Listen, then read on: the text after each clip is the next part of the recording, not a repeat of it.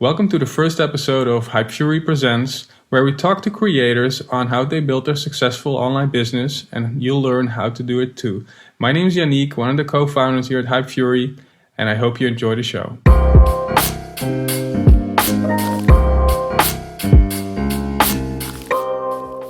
Our first guest is LifeMathMoney, also known as Har Strongman, and in this episode you'll learn how to build a huge following fast. You've been on Twitter since May 2018, and you're already at 172,000 followers.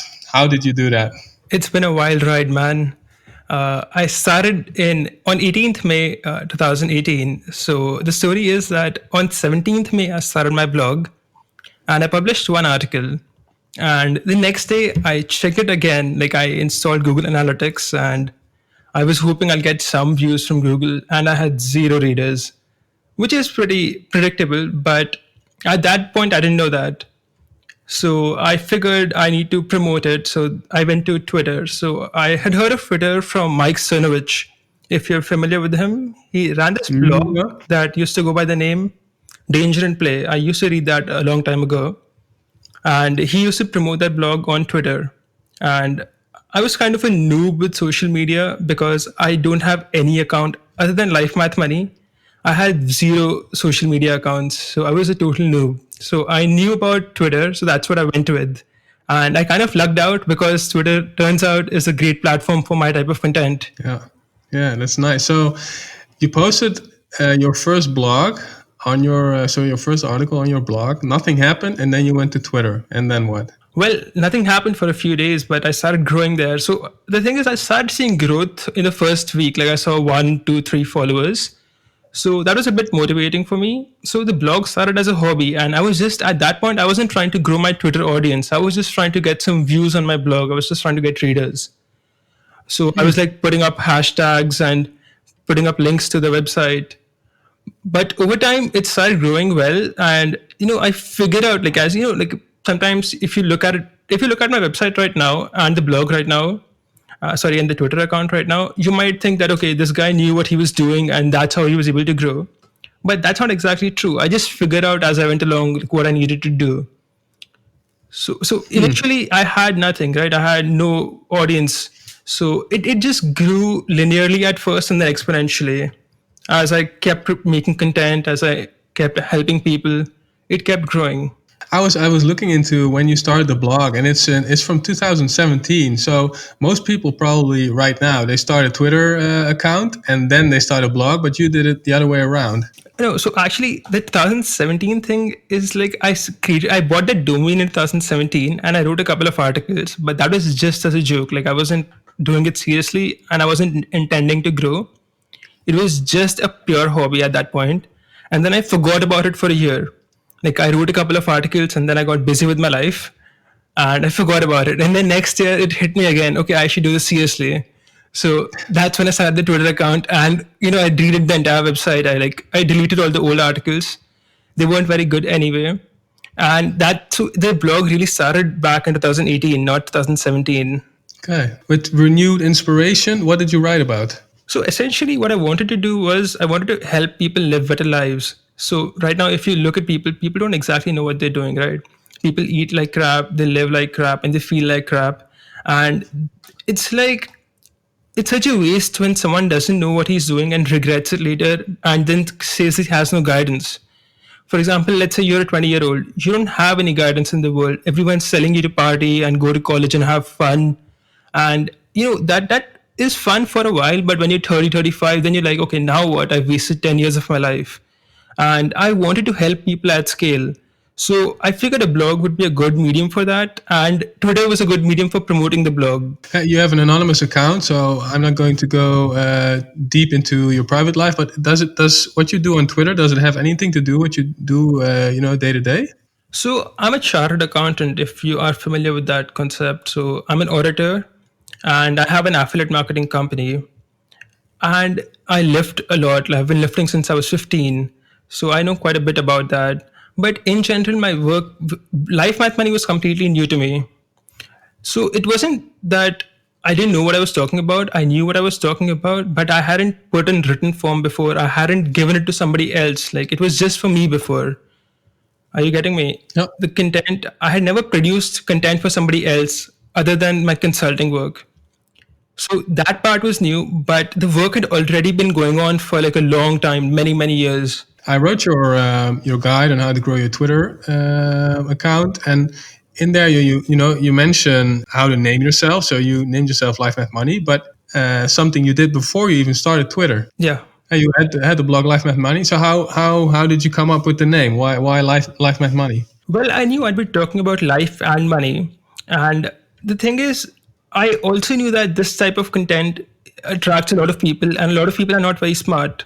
And I always knew that I'm a very controversial. I knew that my content was not going to be well received by the average population, quote unquote. So I wanted them to not follow me. I did not want an average, a low IQ audience. So that's why I put the word math in specifically just to dissuade them. And it works, you know. So one time I got retweeted by this very popular singer, some Korean singer, and I had a lot of 16-year-old girls who were like liking but I didn't gain a lot of followers from that. And I think that's because of the word math, because when someone who's not very intellectually curious sees that word, he goes, what is this? And he doesn't follow it. So that's a good thing. It slows my growth rate, but it increases the quality of my audience. So that was a planned move from the beginning. That's interesting. Yeah, you mentioned that you have, you're quite controversial. Why did you choose that, or why did you follow that path and not a more gentle quote unquote path? Well, because the thing is, I'm a controversial person generally. So it's like if I was not controversial online, I would not be being me, and it would not be fun. Are you getting me? Like I'm just being honest. When I'm controversial, I'm not exactly being controversial. I'm just being me, and it's just controversial to a lot of people. Yeah. It isn't controversial. If you think about whatever I say, it isn't exactly controversial. If you were living 50 years ago, it wouldn't be controversial. It's controversial today, and everything is controversial today, man. If I say you're a guy, you can make it controversial. You can say, "Oh, I identify as a woman now." What the hell? Yeah, that's true. That's true. But and in a sense, it's you probably didn't know it at the time, but it was also a good move because if you're being a bit more black and white on Twitter, you get more engagement. You get more engagement. You get more followers. That's true, but it's a silver lining. I mean, on one side you have brilliance, and the other side you have complete craziness. It's very easy to polarize and also be insane. And I think most insane people are very polarizing. It's very difficult to be logically correct and be polarizing. Are you getting me? There's a fine line between being an asshole and being, honest. Yeah, being honest and polished as well, and having tweets that really strike a bell, Yes. Hey, I'm wondering, and probably a lot of people who are listening are wondering, what are the things that really worked well for you? You've been growing at insane pace, really. Right now, if you have a 100K plus account, it's easier to grow. But when you started out May 2018, you already said, I helped a lot of people. But over the course of the past 2 years, what have been things that you've seen that have really helped build an audience? Okay, so the first and foremost one, which a lot of people tend to miss, is that you have to know what you're talking about. So a lot of people just start an account and they try to promote it. But if you're not producing unique content that helps people, you will probably not grow a lot. So the reason LifeMathMoney grew was that the content was very valuable. The marketing was great, but the content was very valuable. If the content is not good and your marketing is great, you will not grow because people will not retweet you. You won't get that much engagement, and people will not spread the word to their friends. For example, I get a lot of people who follow me because they tell their friends about it. Okay, hey, check this guy out. Even on Twitter, you'll see people make a list and say, hey, follow this person. So you will not get that if you are not producing unique and good content. And the next thing that worked out for me well was replying to other people in the same industry or niche, so to speak. For example, it gives you more impressions, and more impressions lead to more followers. So if you're producing good content and getting more eyes on it, you will definitely grow. You just need to fine tune your bio and your name and your header and your @. I think my guide can help with that. But if you have that equation right, nothing else matters, man. And if you don't have that equation right, you can do everything else correctly and still not grow. That's interesting. So you mentioned you have great marketing. What are some examples you can give to the audience? Well, if you take the name itself, Life Math Money, it just literally tells you that this account is about life, math, or money, right? I don't have to make you do extra work for that. So, for example, let's say if somebody starts an account, let's say your account is called Yannick Phase. Nobody can tell what you're doing. You could just be a random guy, or you could be an influencer, or you could be producing any type of content, and no one would know. So just sticking the topics in the name helps a lot, because it instantly tells someone that okay, this guy produces content about life, math, and money. Then the profile pics helps a lot. So I'm Indian, right? And I wanted to make content that was India relevant. So I put a profile picture of Chanakya, Acharya Chanakya, on my Twitter account, and that every Indian in this world knows who Chanakya is, and they're able to recognize that, and that helps me get more clicks to my account, and it helps me promote the account passively. If we look at your account, there's no like downside to being an anonymous account. But have you experienced any downside? Well, there's one downside. It's that it reduces your conversion rate. For example, if you're selling something, people are a bit cautious about buying something from someone they don't know.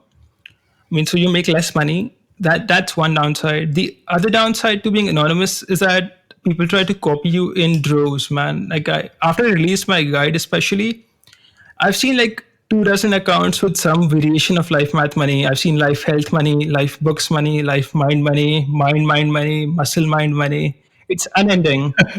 And they literally just reword my content and put it up as their own. And that doesn't work, because every people are not that dumb, man. Like if somebody is following me and my account has 200,000 followers, and you just copying my content, he knows you're copying me. Why would he follow you? Yeah, that's true. And so, have you seen people, that have scraped your profile and really just copied one-on-one tens and hundreds of tweets, or it's not that bad? It's not that bad. Usually people reword it. For example, if I say water is wet, they'll make a list. Here are things that are wet and water. So they won't literally copy you. Yeah, they'll literally copy me. I saw a guy who broke up my articles. So I have 100 articles on my blog right now. And he broke my articles up into sentences and was posting it as his own stuff. And I didn't even know that. But people who were following me were like adulating him, like, hey, you're copying from this guy, please stop doing it. And he deleted his account later on. So, I mean, it's not a good thing to do. You're just destroying your own credibility by copying someone else. And Yeah. I don't think it's fun to do that. I mean, if you're not having fun, then what are you even doing online? Yeah, no, that's true. And because you have such a big following, people pick up on it, and they'll message you, or they'll at you and send the fraudulent content and message you about it, and you'll get you'll probably what do you do when you find something like that? Well, there's nothing to do, because if someone is doing that, I think the best revenge is to let him do that, because he's going to burn out, he's going to waste his time, and he's not going anywhere. So, I mean, letting him waste his time is a good way of getting revenge, if you ask me. And besides, there's no way to stop someone from doing it, because if not him, then somebody else, then somebody else. So let them. Yeah. I had a guy Plus, copied my book. Like I wrote a book on how you can live a better life. It's called Live Intentionally, 90 Days Self-Project. And someone copied my book. Literally. And he even copied my sales pitch. Yes, literally. Wow. And what happened? Because that is copyright infringement. Well, he apologized to me and took it down, but still, it was a bit awkward to just see basically the same concept, same content, just reworded, and he made the 90 days 21 days. Yeah, it's incredible. Hey, let's go back a little bit. So right now you have 172,000 followers. Do you remember what you did when so you mentioned, I got 1 or 2 followers a day, that motivated me. What did you do the first 1,000 followers, and what did you do, to gain 5,000 and so forth? So the first 1,000 followers were just a lot of work. I used to set a time. So the thing is, when you're consulting, you're not working all the time. You're working in, like, for example, let's say you're working for 2 hours and you have half an hour when you're doing nothing and there's no clients around. So you can produce content at that time. So I was tweeting constantly throughout the day. I was tweeting like every 2-3 hours. I would do like 10 tweets per day at that time. And most of them were just replying to other big accounts and adding value to their own content. So it'll give me kind of a piggyback audience. And a lot of people would follow me like this. And I think that's all I did until I got to 1,000, 2,000 followers. I didn't do much. It took a while. It took 2 months. It took 3 months to get to 2,000 followers, I think. Okay. And so when you got a little bit of a following, you also probably noticed that, you would get more engagement on your tweets. What happened then for 2000 plus? I'm sorry, can you repeat what you asked? Yeah. So, once you reached 1,000, 2,000 followers, you probably you probably saw that, your engagement went up, your own tweets got more comments and likes and stuff like that. What changed in your tactic? So at that point, I started producing less reply or piggyback content and start producing more direct tweets, more links to the website. So the goal was always to get readers. It wasn't to grow a Twitter audience. I mean, right now I have both goals at the same time, but at that point I didn't care about the Twitter audience. I cared about getting readers. So I was just posting more links to the website, posting content that people would like and that would help them. But essentially, I wasn't doing anything special, just producing content that helps people. That is the goal. If you can't help people, you're wasting your time, man. Yeah. And so back then in 2018, did you already have a newsletter up, or were you happy with just people visiting your blog? No, I didn't have a news. So I had a newsletter up, I think in August. No, not August. Yeah, after a couple of months of producing content on Twitter and the blog, I started a newsletter. If you've heard of Armani Talks, he's a guy on Twitter, Armani. Yep. Yeah, he told me to start a newsletter. So I registered on Email Octopus. It's a pretty good service and it's very cheap. And Yep. I remember I sent the first newsletter out to 8 people and 5 of them opened it. Nice. Wow. Yeah. So right now we have 11,000 people on my newsletter. So it's grown over the years as well. Wow. Nice. Oh yeah. There's a small beginning for everything, and in the end, it grows. It's nice to see. That's the thing about compound interest, isn't it? It's not very intuitive. Like we don't have it in nature.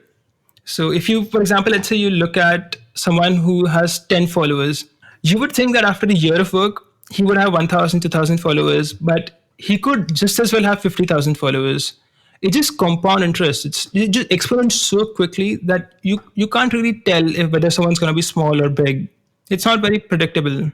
And I've seen this with my own account, with my meager 4,000 followers. But that growth is definitely not linear. Usually, I lose followers over the weeks, and sometimes when I have good tweets or good content, then I jump. 10, 20, 50 followers. Have you seen a similar thing with your account? Oh yes. So right now I have 7 Twitter accounts, 7, and only one of which is actively managed. That's LifeMathMoney. Everything else I run via automation softwares like Hypefury and others. And they tend to grow slowly at first and then very quickly. For example, if you take this account, I have bought Ben Franklin. That's at the rate bought Ben Franklin. And this account, I started back in January. I think I started it in the last week of January. And it's already at 12,000 followers. And it took a month to get to 1,000 followers and just 5 months to get to the rest 10,000. So that's how quickly it grows later on. Wow. But then did you also see spikes in following, or is it just now, you get a lot more followers every day? Both. So it gets, all my accounts get consistent growth every day, but sometimes you get a big spike. Sometimes, so LifeMathMoney once grew by 10,000 followers in a week. And wow. One time I keep getting, some people post these lists like follow this person and everybody retweets those. So those lists can get very popular sometimes. And I've had a month where I received 25,000 followers on LifeMathMoney simply off a list or two. Wow, it's incredible. And the funny part is that list, the guy who made that list, he doesn't even follow me. So I don't understand why he made that list, but thanks, man. Thanks. Yeah. Thanks, dude. Nice. Hey, and so you have 7 total Twitter accounts. One is managed by you, and the others, they are all bots. You have Benjamin Franklin, and you have another guy, Chakra Quotes or something. Yeah, Chanakya Quotes. I started @ social skills bot last week. And so the Twitter isn't very obvious in what you can't and can do, but they are pretty, with automation and with bot-like behavior, and definitely with, getting like a circle of people that retweet you, then you're dangerously close to pissing Twitter off. How do you manage to stay safe? I don't know. So I read the Twitter rules, and so that's one thing I recommend everybody to do is read the damn Twitter rules. I don't know why no one reads it, but read it. It'll avoid getting your account banned. And the answer to your question is, I don't know. Maybe I'm just too close to the flame. I'm just producing the best content I can, and nothing's happened yet. And I don't think I'm breaking any serious rule because I'm not spamming or creating fake content or getting fake followers or trying to make sell tweets or anything. So I mean, it's not spam content. People like it. People are retweeting it. It's real content. I don't think Twitter should have a problem with automation, or if they do, then they're just dumb because they're just shooting themselves in the foot. Yeah, that's true. But they also have like an article about the organization of engagement. You sometimes retweet your own accounts, sort of that. So that might be a little bit of a danger zone. Or how do you see that? I doubt it. Actually, if you see the new Twitter design, it lets you make 5 accounts per browser. So if it's designed to have 5 accounts per browser, I really don't think they'll block you for something like having more accounts and then engaging with themselves. I mean, if you're very aggressive about, if you have 5 accounts and they're all liking each other all the time, then I suppose, yes, they might ban you. But if you're not just doing that very aggressively and they're all growing organically, then I don't think they should. And besides, every business has a risk. It's you are on somebody else's platform basically, so you have to deal with the risk of getting banned. Like they could just delete LifeMathMoney's account tomorrow, and there's nothing I can do about it. It's a risk of doing this. And why do you have only 7 accounts and not 70 or 700? Time issues. So basically, I have quite a few employees who are sometimes they're free. So when I read, I underline my book.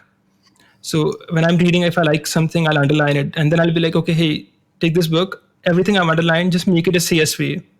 So he might spend his time typing it all out, and then I'll just upload it to the software.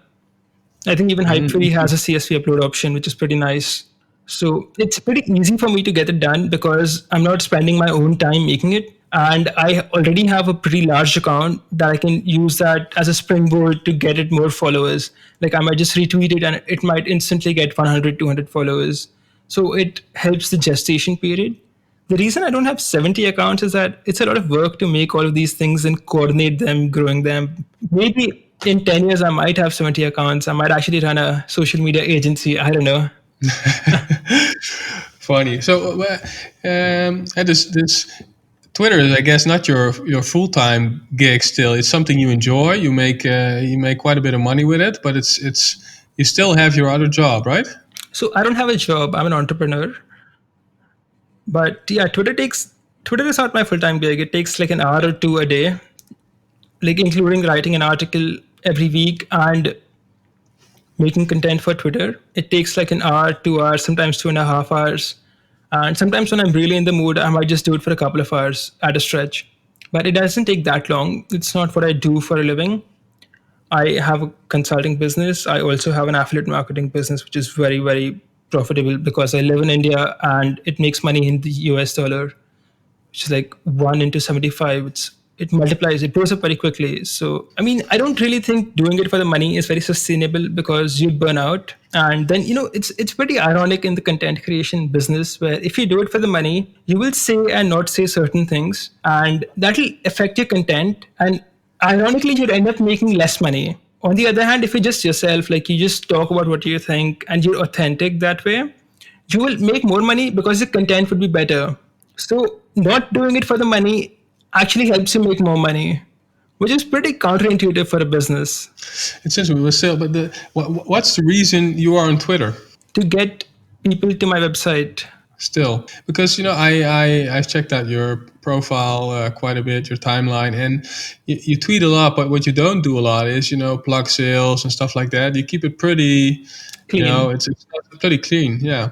Well, I try not to be too commercial. my way of thinking isn't like I have to make a lot of money today and I have to be like, okay, everybody buy my product now, only five left. I mean, I do that sometimes, but the main idea is that I want to help people so much. Like, I want to add so much value to your life that you would want to buy from me without me having to shove it down your throat. So if, for example, let's say you're a guy and you're not living well, and I help you like get fitter, maybe like get a girlfriend, maybe you eating well now, your life is good, you're making more money, then you'll be like, okay, let's say you've been following me for a year, and then okay, you're like, okay, you feel good, your life is better, I've added a lot of value to you, and then you might be like, okay, I want to give back to this guy, so you might buy a book or a product from me, etc. So my idea is not to shove my products down someone's throat, it's to just help them so much that they are basically forced to buy my product. I understand.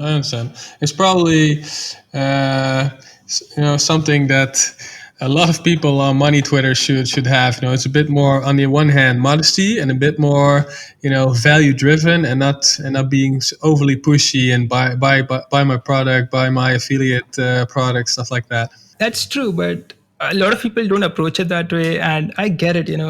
But like if you are just in it for the money, it's what you would do. That's what I'm telling you. If you're in it for the money, you would produce content and behave in a different way than if you were not in it for the money. And ironically, the latter works better. Yeah, yeah. Well, definitely in the long term, probably. Your account is growing a lot faster than some other even big accounts, and that's probably for a reason, because you don't focus on the money part, but you focus on giving people value, and in that sense, you get more value in getting more followers and stuff like that, and in return, you make money, but it's not your primary driver. Exactly. Hey, so let's say you would start a new account today, and you've never been on Twitter before, or you know how it works. Let's say you still have the same knowledge you have, but without an account like LifeMathMoney. What would you do? I'd be at the same place in a year and a half. And just by what you already mentioned is, for 30 minutes every day, 10 tweets, reply to big accounts, and watch you grow off their audience. And then once you reach 1,000, 2,000 followers, start tweeting, start getting engagement, and being consistent. Yep, that's the gist of it. I think the game has changed a little bit where you can't exactly just rely on other people, because everybody, let's say somebody's audience is pretty large, they're already getting a lot of replies. So your reply, you might get buried. The idea is to go to some, like, help people, right? So for example, let's say somebody has 5,000 followers and you have 500 followers, then yes, you can add value to his content. If someone has, let's say, 5 million followers and you leave replies there, probably a lot of people also leaving replies and you will not get that much view. Yeah, well, I've seen a lot of accounts, like the moment the Dalai Lama tweets, there are like 10 seconds later already 10, 20, 30, 50 replies on his tweet, and it's probably all automated, but I've seen those accounts grow tremendously. Have you seen that as well? Not much, actually. I think if you would automate stuff like that, you would get banned eventually. It's not worth doing. And if you spam one person repeatedly, that person is going to block you. Yeah, that's true. But probably His Holiness doesn't really care. He probably isn't looking at any of his comments. It's funny, but I don't know if it's with a bot or not. But I've seen what I've seen a lot of accounts do.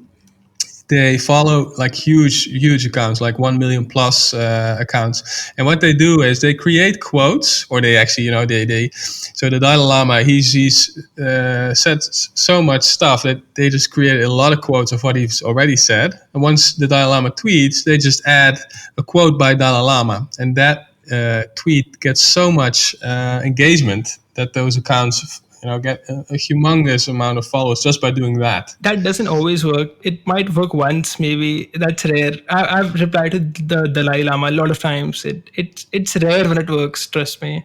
Because what I see them do is they comment on their on his tweet, and then they immediately retweet their own tweet, so their own audience sees it as well, and It they gives get that a boost. Yeah, that works. It works.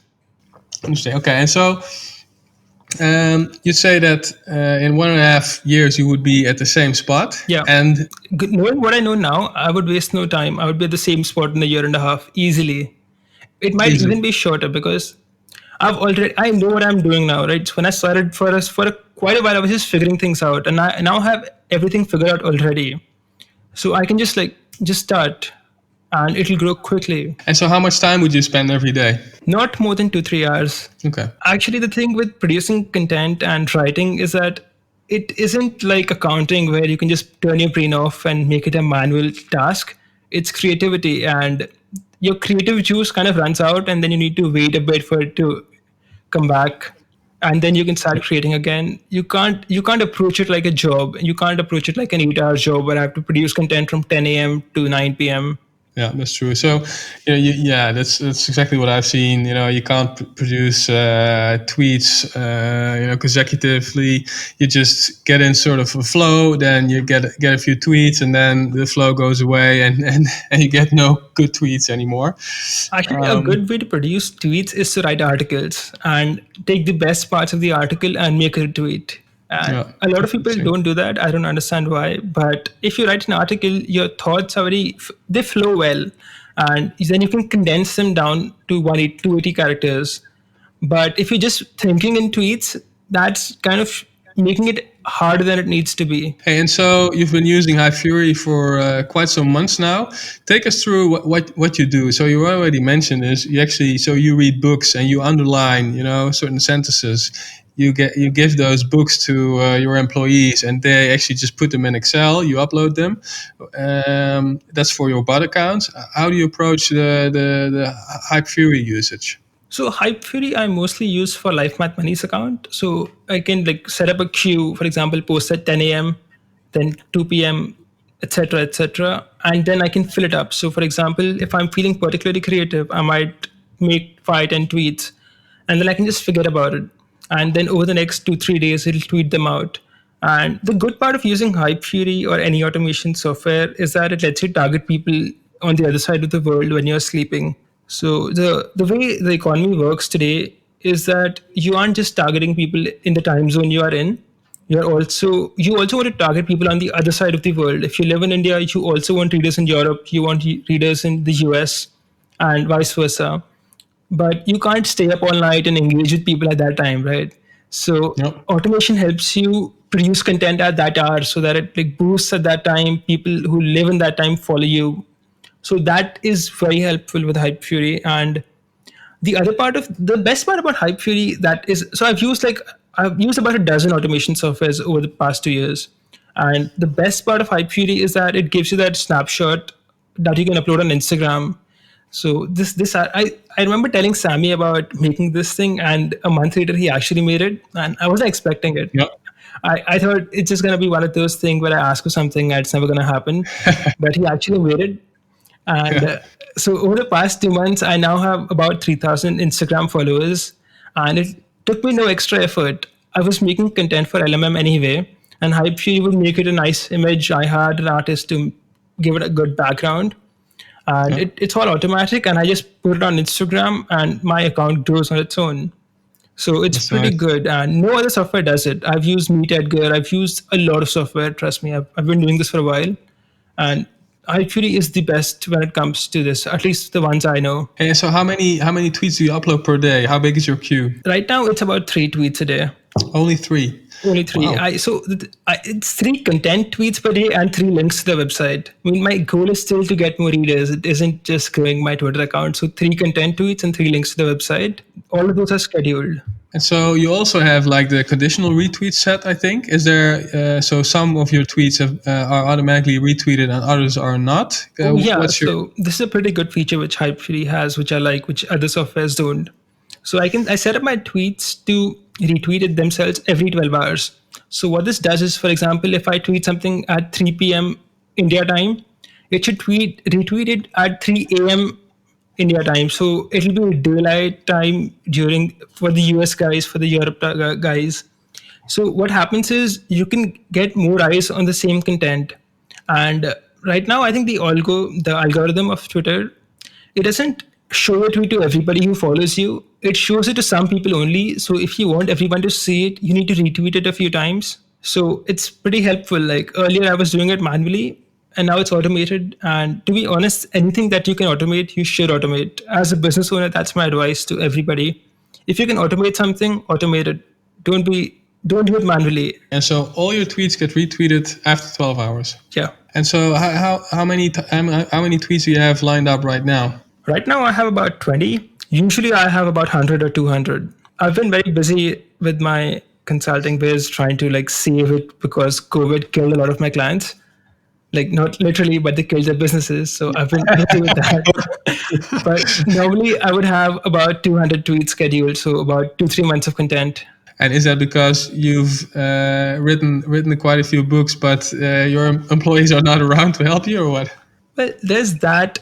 It's been hard. The whole COVID thing has been hard on everybody. Not, I don't mean it monetarily, but you doing so many things at once. Plus, you're at home all the time, and there's only so much time you can read and create content. After a while, it starts getting on your nerves, right? So that gets in the way. Hey, you started your blog. Then after a while, you saw Twitter as a good road to get more readers to your blog. Now you also have Instagram. What are some of the next steps you're thinking of doing?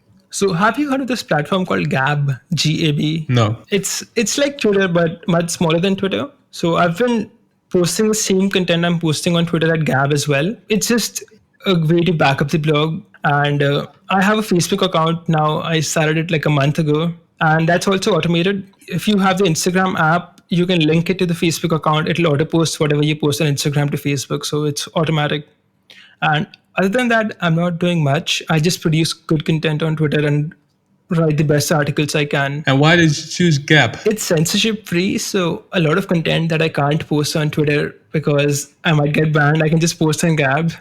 For example, okay. I wanted to post No Lives Matter, like we have this Black Lives Matter protest going on. I think so, just so that this doesn't get dated, today is 2nd July 2020. So there's protests going on, and there's some people are saying all lives matter, and I say no lives matter, man. Anybody could die and no one would care over the long run. So no lives actually matter, but you couldn't put that on Twitter because they'd ban you. And because you'll be seen as a racist? Well, it's not about being racist. It's about complying with their TOS. And what part are you not complying with then? Well, they tend to not like stuff where you say someone doesn't matter, and they could be like, okay, you're discriminating against a particular race or whatever. I mean, like, I'm just protecting my account. Yeah. I mean, it isn't like very calculated here, but I'm just giving you an example. There's some content you would not want on Twitter, but you can have on like a censorship-free platform. Okay, so Gap. And what's your 3-year plan? Where do you see yourself in 3 years' time?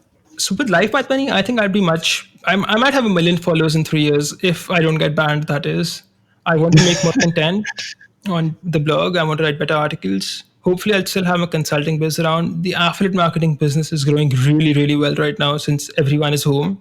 So my finances have like doubled in the past few months. That's pretty nice. And that's all from your blog? No. That's a completely different business. It has nothing to do with Twitter. Is it your agency? It's not an agency. Let's not get into that one. But it's a completely different business. But it's based on affiliate marketing. That's where you earn your money with. Do you have like affiliate marketing deals on LifeMathMoney.com? Oh yeah, so we offer 75% commissions on any of our products. If you're thinking of growing a Twitter account, sign up, man. I think that's a lion's share, and all my products are very good. They have a lot of reviews. So I know a couple of guys who make over $1,000 a month simply off my affiliate program. Interesting. And do you ever mention like other people's products? Oh yeah. I mean, for example, I'm an affiliate for Hypefury as well, and I affiliate quite a few good products. So I have a lot of people.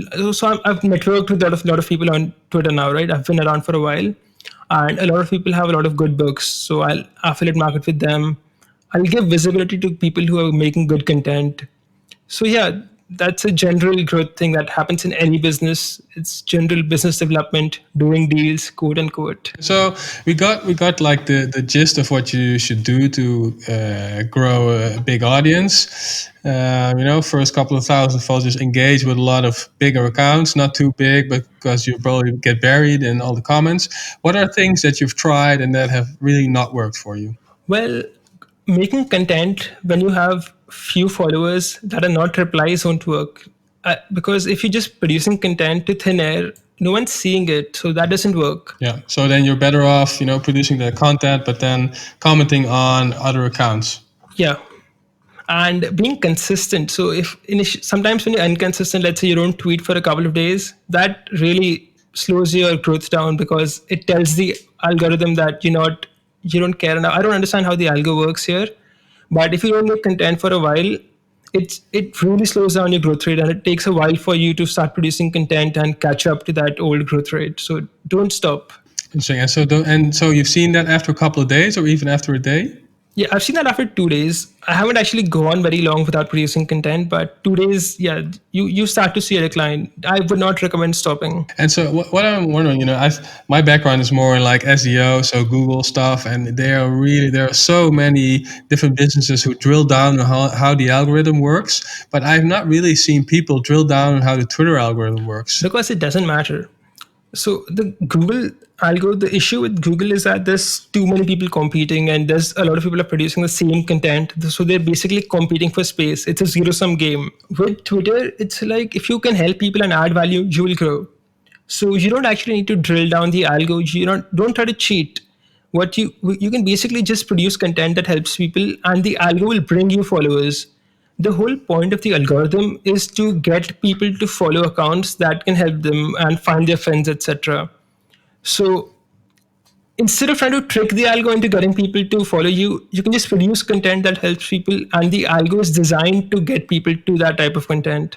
No, yeah. So you can look at it that way, like just give it your best and you'll get followers. But I'm convinced that people would be very much interested in what really works. Is it does retweeting your content every 12 hours, does that really work? Because that's also working with the algorithm.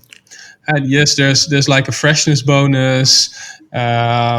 And so there are all sorts of little things you can do that will boost your account without doing extra effort. I suppose, but I have never done that. I've literally never researched that in the past 2 years. I've never researched how the algorithm works. I've actually not even tracked where my followers are from. I just know most of them are from India and some of them are in the US. But I think all of that is a waste of time. The best way to grow your account is to help people, period. I don't care what the freshness bonus is, etc. All of these things are too minute to matter. If you can help people, people will follow you back. People will tell your friends. It'll grow. Just focus on that. I think people focus on a lot of other metrics and they forget that the basic aim was to help people live better lives, or maybe promote your content, like make good content. Instead of focusing on all these random metrics, I've seen people focus on a K, where K needs to be greater than 1 for you to be viral. Just forget all that. Just make good content. Good content brings you people. Bad content does not bring you people. That's a basic heuristic. Everything else is maybe minor or it doesn't matter. Like don't waste your brain space on stuff like that. Hey, how can people get retweeted by LifeMathMoney? Get me to like you. So if you make a good comment that I like, I might retweet you. But if you're consistently making good content, I'll follow you, and then I'll start seeing your main tweets, and then I'll start retweeting you. I don't go through a proper process when it comes to retweeting. If I just like something, I might retweet it. And nowadays, even like is kind of like a retweet, because when you like when I say like, I mean like when you press that heart button, it'll start showing up that tweet to all my followers. Like, okay, LifeMathMoney liked this tweet, and followed by LifeMathMoney. So even that would bring you a lot of people to your tweet instead of just a retweet. I mean, the game has changed over the time. Okay. Any last words? What advice would you give people who start out? Okay, so I'll say first of all, don't go in it for the money. If you do that, you won't make a lot of money. The second advice is don't quit too soon. So if you start comparing your audience to a big account who has been around for years, and you're a minuscule 200 follower account and you're working hard and it's growing slow, just remember that compound interest takes off very, like it's like an explosion. Like first you're growing very slowly and then suddenly you're growing very fast. So don't get disheartened. Just keep making good content, and make a good bio, make a good profile. If you have some extra cash, I recommend getting my Twitter guide. That's at gum.co/Twitter guide. And my Twitter guide isn't like a magic pill, but it'll save you a lot of time by telling you what works. Like when you make a bio, when you make a header, when you make a profile pic, it will save you time. I think that's my only advice. And yeah, I'll add the main part is just produce good content. If you can do everything else wrong and still it'll still work if you make good content, and you can do everything else right. But if you don't make good content, you still won't grow fast. LifeMathMoney, Harsh Strongman, thank you very much. Tell us one more time, where can people find you? So you can find me on lifemathmoney.com. That is LifeMathMoney.com. I'm on Twitter at the rate LifeMathMoney. I'm on Instagram at the rate LifeMathMoney. I'm everywhere at LifeMathMoney. If you're looking for me, just Google LifeMathMoney. You'll find me. And we'll find you. LifeMathMoney, thank you very much for being on the show. Hey, nice talking to you, Yannick. That's a wrap on this week's episode with LifeMathMoney. Don't forget to subscribe to Hypefury Presents, because next week we'll talk to Jose Rosado. And one of the things you'll learn is what mistakes to avoid when first starting to monetize your Twitter account.